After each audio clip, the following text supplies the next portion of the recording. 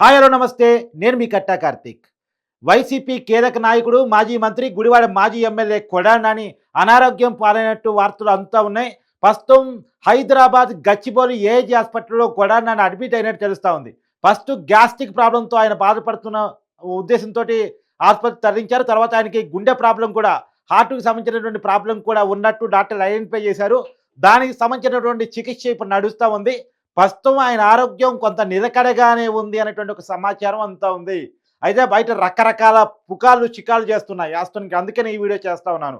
ఇతను గత కొంతకాలంగా కూడా అనారోగ్యం పాలైనట్టు తెలుస్తా ఉంది. సహజంగా ఒక భారీ ఓటమి, జీర్ణించుకోలేని పరిస్థితి, కేసులు పడతా ఉన్నాయి.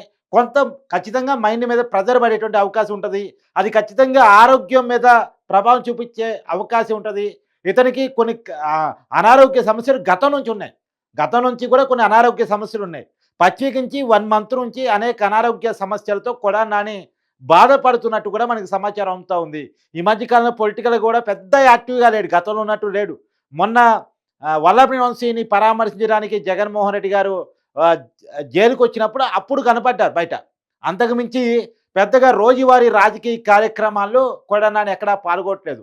పైగా అక్కడ ఒక రిపోర్టరు కొడాలి నాని గారిని మీరు కనపట్లేదు, ఎందుకు కనపడట్లేదు అని అడిగితే, ఎటకారంగా నీ ఇంటికొచ్చి నమస్తే పెట్టాలమ్మా, నీ అడ్రెస్ ఇవ్వు అని చెప్పేసి అనటం కూడా, ఆ వీడియో వైరల్ కావటం కూడా మనం చూసాం.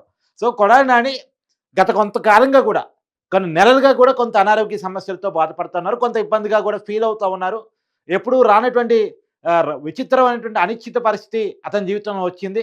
వాస్తవానికి అతను మాట్లాడిన మాటలే అతన్ని ఈ స్థాయికి తీసుకొచ్చాయా అంటే కొంత అవును అనేటువంటి సమాధానం కూడా రాజకీయ వర్గాల్లో వినిపిస్తా ఉంది. ఎందుకు ఈ ప్రెజరు? మామూలుగా రాజకీయాల్లో గెలుపులు, ఓటములు సహజమైన పరిణామాలు. దానికి వేరేగా చూడాల్సిన అవసరం లేదు. రాజకీయాల్లో 10 సారి మందే గెలుపు అంటే సాధ్యమయ్యే పని కాదు. కానీ కొడాలి నాని ఓటమి అనేటువంటిది, కొడాలి నాని మీద కేసులు అనేటువంటివి కొంత ప్రెజర్‌కి గురి చేస్తాయి ఖచ్చితంగా. ఎందుకు గురి చేస్తున్నాయి? గతంలో అతను మాట్లాడిన మాటల వల్ల, అతని మీద జనాల్లో వచ్చిన వ్యతిరేకత వల్ల, ఒకప్పుడు చాలా మంచి మాస్ లీడరు. చాలా మంచి మాస్ లీడరు. గుడివాడలో కొడాలి నాని అంటే చాలా మంచి ఫాలోయింగ్ ఉండేది.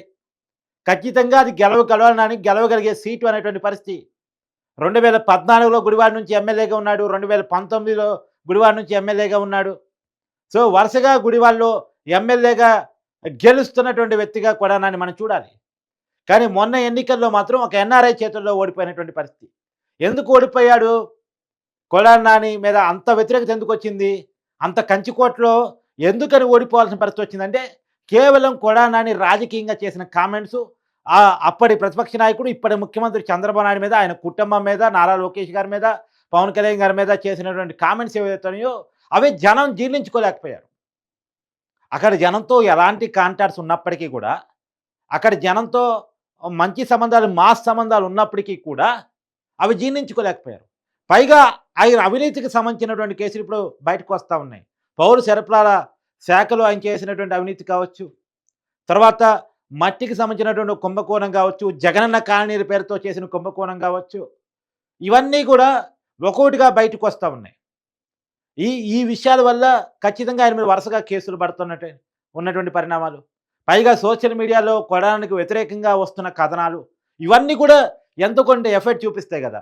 సహజంగా ఒక పై స్థాయిలో ఉన్న వ్యక్తులు అధికారం చేతిలో ఉన్నంత వరకు ఆరోగ్యంగా, చాలా బలంగా, చాలా దృఢంగా ఉన్నట్టు కనపడతారు. ఎప్పుడైతే అధికారం కోల్పోతారో ఒక్కసారిగా నైరాశ్యానికి గురవుతారు. వాళ్ళ రోజువారీ లైఫ్ స్టైల్‌కి భిన్నమైనటువంటి లైఫ్ స్టైల్ అనుభవించాల్సి వచ్చినప్పుడు, ఒకప్పుడు చుట్టూ సెక్యూరిటీ, సెల్యూట్లు, హడావుడి, ఈ కనిపించిన జీవితం, ఆ జీవితంలో ఒక్కసారిగా ఇవన్నీ మిస్ అయ్యామనుకోండి, ఒక రకమైనటువంటి అనిశ్చితి వాతావరణం జీవితంలో ఏర్పడిద్ది. అది తెలియకుండా ఆరోగ్యం మీద చూపిస్తా ఉంటది.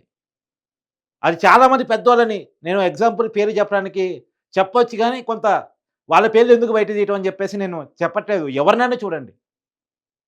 అధికారంలో ఉన్నా లేకపోయినా ఒకే రకంగా ఉండగలిగిన వాళ్ళు చాలా కొద్ది మంది మాత్రమే ఉంటారు.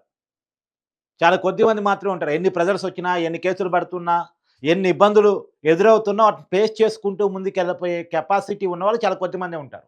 అందరూ ఆ పరిస్థితిలో ఉండగలిగే పరిస్థితి ఉండదు. రెండోది, దీర్ఘకాలికంగా ఉన్నటువంటి అనారోగ్య సమస్యలు కూడా ఒక్కసారిగా మీద పడిపోతాయి. ఒక్కసారిగా మీద పడిపోతాయి పరిస్థితులు బాలేనప్పుడు. ఇప్పుడు అలాంటి పరిస్థితులనే కొడానాని ఫేస్ చేస్తున్నారనేటువంటిది తెలవాల్సింది.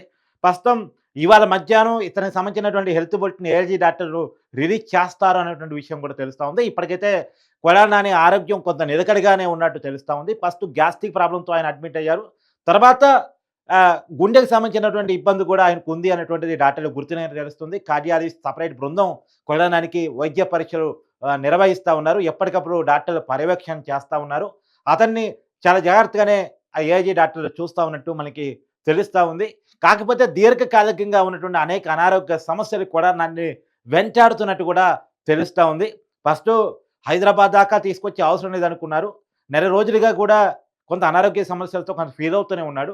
కానీ ఎప్పుడైతే ఒక్కసారిగా నొప్పి అయిందో వెంటనే హైదరాబాదు గచ్చిబౌలి ఆసుపత్రికి తీసుకొచ్చినట్టు కూడా తెలుస్తా ఉంది.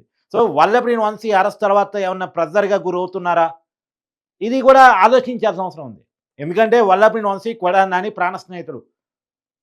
ప్రాణ స్నేహితుడా లేదా పక్కన పెడితే స్నేహితుడైతే పక్కా. స్నేహితుడు. కొడాలి నానిని చూసుకొనే వల్లభనేని వంశీ వైసీపీలోకెళ్ళాడు. తీసుకెళ్ళిందే మధ్యవర్తిత్వం చేసింది, మాట్లాడింది మొత్తం కూడా కొడాలి నానియే. మరి ఇప్పుడు ఆ వల్లభనేని వంశీ అరెస్ట్ అయ్యాడు. అరెస్ట్ అయ్యి జైల్‌లో ఉన్నాడు. కేసుల మీద కేసులు బుక్ అవుతున్నాయి. బెయిల్ వచ్చే పరిస్థితి కనపడటం లేదు. ఒక కేసులో బెయిల్ వస్తున్నా మరో కేసులో అరెస్ట్ చేస్తున్నారు. పీటీ వారెంట్లు దాఖలు చేస్తా ఉన్నారు.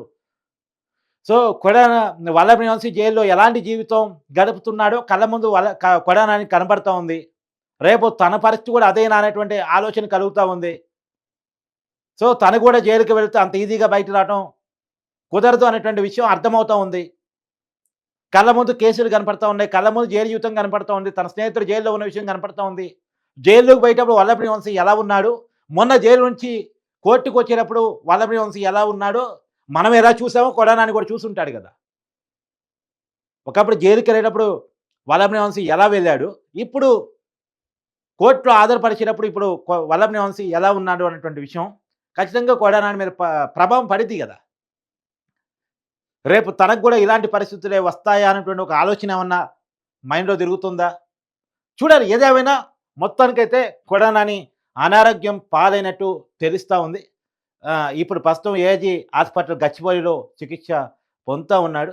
ప్రస్తుతం అయితే డాక్టర్లు చెప్పేదాని ప్రకారం మనకు అందుతున్న ఇన్ఫర్మేషన్ ప్రకారం ఆయన ఆరోగ్యం నిలకడగానే ఉంది అని చెప్తున్నారు.